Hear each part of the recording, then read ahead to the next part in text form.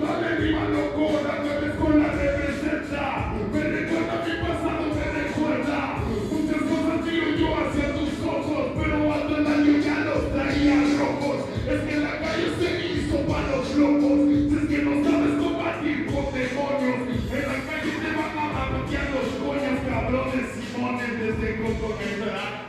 Yo no soy un loco, yo explota poco, mira como lo enfoco, solo poco. Yo hago de equipo, mi rutina diario, no confundo el humo de un blog con el bol de ¡Ay, Rubio!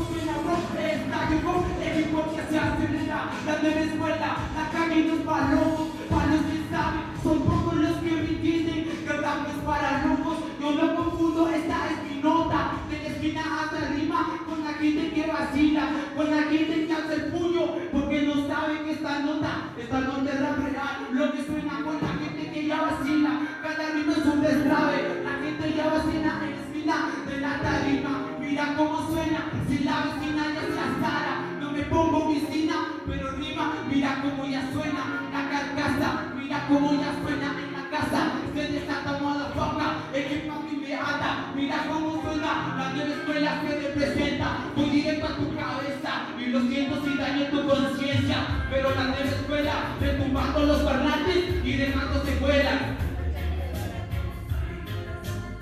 Desde abajo, locos, luché por esta nota.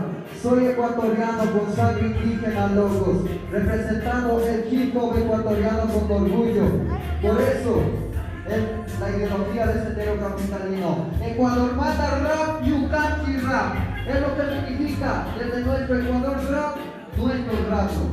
Este es nuestro rap ecuatoriano con orgullo y se defiende a capa y espada, locos. El hip hop suyo con los puños hacia